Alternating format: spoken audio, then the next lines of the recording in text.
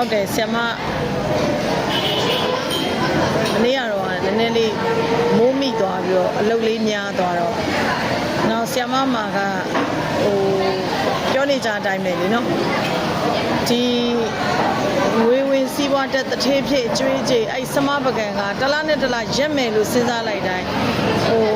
ဝယ်လူအားတွေများလာတာပေါ့နော်ဝယ်လူအားတွေများလာတယ်နောက်တစ်ခုအပြင်ကိုပေါ့ဖုန်းဆင်းကတ်တွေပြန်มาကြပြန်ပြီပေါ့နော်အဲ့တော့ဆရာမပြောသလိုပဲဒီနေ့အတွက်ရေတွေကမနေ့ကတော့မတင်လိုက်မိဘူးရှင်းဆုံးပြောရင်တော့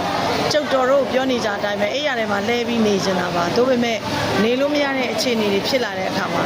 အလုပ်တော့လုပ်နေရတယ်သို့တော့ဒီ line ပေါ်မှာနေ့စဉ်ရေတွေကတင်မှုအတွက်ကိုအချိန်နည်းနည်းလေး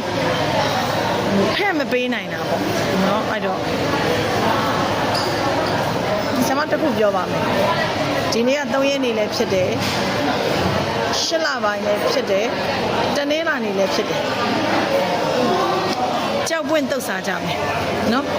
ကြောက်ပွင့်တုတ်စားပါမယ်ကြောက်ပွင့်သိတယ်မလားကုံချောက်ဆိုင်တွေမှာရောင်းတယ်လေနော်ကြောက်ပွင့်အချောက်ကြီးတွေကိုရေစိမ်ပြီးတော့ရောင်းရမှာဖြစ်ပါတယ်ကြောက်ပွင့်တုတ်စားပါမယ်အဲ့ဒီကြောက်ပွင့်ကိုဗမာလိုတုတ်ရမလားရခိုင်လိုတုတ်ရမလားတုတ်ချင်တာတုတ်ကြောက်ပွင့်တုတ်စားရဖို့အရေးကြီးတယ်နော်အဲ့တော့နောက်တစ်ခုကဆရာမတို့အရေးတောက်လေးတစ်ခုလုံးအဲ့ဒီအရေးတောက်ကကြတော့လုံနိုင်တဲ့လူလုံပေါ့မလုံနိုင်တဲ့လူမလုံနဲ့ကန်ဆွမ်းရွက်ဟင်းချိုလေးလုပ်ပါမယ်ကန်ဆွမ်းရွက်ကိုဟင်းချိုလေးလုပ်ပါမယ်ရင်နွေးပူပူလေးတွေကိုဟလာ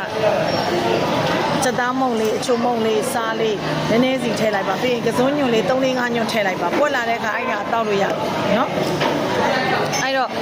ကျေးဇူးတင်ပါတယ်ဒီကနေ့ဩဂုတ်လ3ရက်နေ့တနေ့လာနေ့အတွက်တနေ့ကုန်ကံကောင်းလက်ပွင့်ဝင်ဝင်စီဖို့ပြောဆိုလုပ်ကိုင်ချမ်းစီအောင်မြင်စေဖို့လက်ကီးဟင်းလျာကတော့ကြောက်ပွင့်တုတ်စားပါမယ်တုတ်ချင်တယ်လို့တုတ်စားပါကန်ဆွမ်းရွက်ဟင်းကြိုချက်စားပါမယ်